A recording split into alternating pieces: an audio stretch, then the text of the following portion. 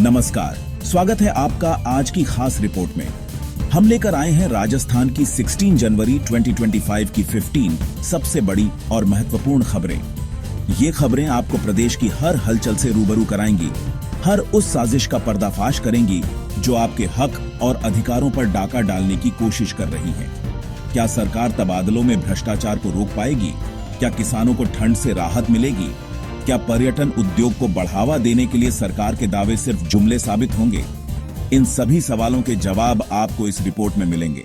तो चलिए शुरू करते हैं आज की खास रिपोर्ट। सवाल पूछेंगे, जवाब मांगेंगे, क्योंकि ये है राष्ट्रवादी पत्रकारिता। राजस्थान सरकार ने एक बार फिर सरकारी कर्मचारियों और अधिकारियों के तबादलों की समय सीमा बढ़ा दी है। अब 15 जनवरी तक तबादले किए जा सकेंगे।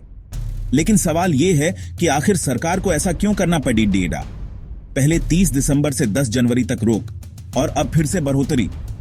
क्या यह सरकार की अक्षमता को दर्शाता है या फिर इसके पीछे कोई और मकसद है? सूत्रों की माने तो सरकार पर मंत्रियों और विधायकों का भारी दबाव है। कहा जा रहा है कि 3 लाख से ज्यादा कर्मचारियों के तबादले इस फैसले से प्रभावित होंगे। क्या ये तबादले निष्पक्ष होंगे या फिर सिर्फ सत्ता पक्ष के चहेतों को लाभ पहुंचाया जाएगा?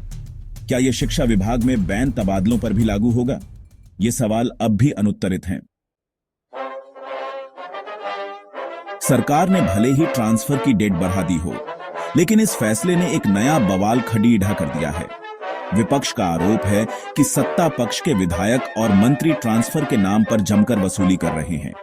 विधायकों के घरों और दफ्तरों के बाहर ट्रांसफर के चाहवान कर्मचारियों की लाइन लगी हुई है। क्या ये तबादले योग्यता के आधार पर होंगे या फिर पैसे और सिफारिश के आधार पर? क्या सरकार इस भ्रष्टाचार पर लगाम लगा पाएगी? जनता सवाल पूछ रही है, लेकिन जवाब किसी के पास नहीं। राजस्थान में ठंड और कोहरे का कहर जारी है। लोग घरों में दुबके हुए हैं, धूप के लिए तरस रहे हैं। विजिबिलिटी इतनी कम है कि सड़ी डक पर चलना मुश्किल हो गया है। कई जगह तो दुर्घटनाओं की खबरें भी आ रही हैं। लेकिन क्या सरकार इस मुश्किल घड़ी में जनता के साथ है? क्या ठंड से बचाव के लिए पर्याप्त इंतजाम किए गए हैं? क्या सरकार सिर्फ बयानबाजी तक ही सीमित रहेगी या फिर जमीनी स्तर पर भी कुछ काम करेगी? मकर संक्रांति का त्योहार नजदीक है और राजस्थान में पतंगों की मांग बढ़ गई है। बाजारों में रौनक देखने को मिल रही है। लेकिन क्या यह रौनक सिर्फ दिखावा है? क्या सरकार ने पतंग उड़ाने के दौरान होने वाली दुर्घटनाओं को रोकने के लिए कोई कदम उठाए हैं? हर साल मकर संक्रांति पर कई लोग पतंग उड़ाते समय हादसों का शिकार हो जाते हैं। चाइनीज मांझे पर बैन को लेकर भी सवाल उठ रहे हैं। क्या सरकार इस बार सुरक्षा के पुख्ता इंतजाम करेगी? भरतपुर पुलिस ने हेलमेट नहीं पहनने वाले वाहन चालकों को फूल देकर जागरूक करने की कोशिश की है। लेकिन क्या सिर्फ फूल देने से लोग नियमों का पालन करने लगेंगे?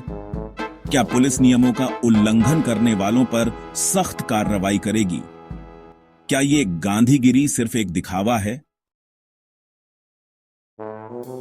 राजस्थान में ठंड के कारण फसलों पर पाला पड़ी डेरने का खतरा मंडरा रहा है। किसान चिंतित है, लेकिन क्या सरकार उनकी चिंता दूर करने के लिए तैयार है? क्या किसानों को फसलों की सुरक्षा के लिए उचित मार्गदर्शन और सहायता प्रदान की जा रही है?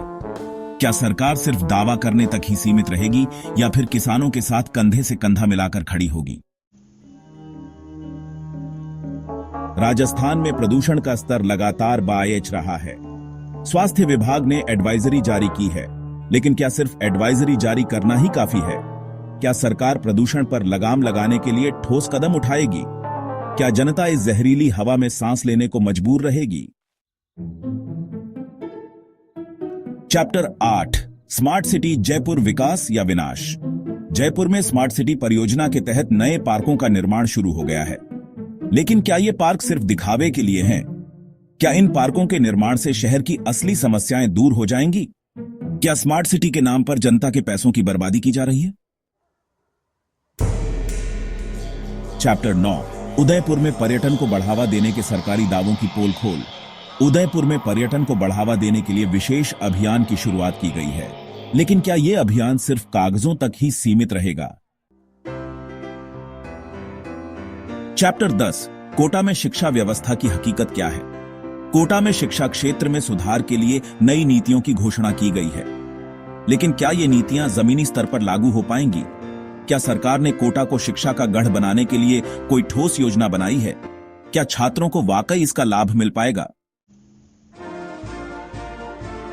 उतरो, सवाल आपके, जवाब सरकार से।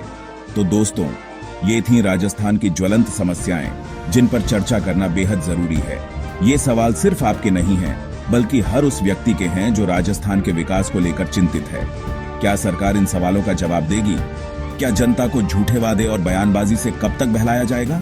ये समय सवाल पूछने का है, जवाब मांगने का है, क्योंकि ये है राष्ट्रवादी पत्रकारिता। जय हिंद।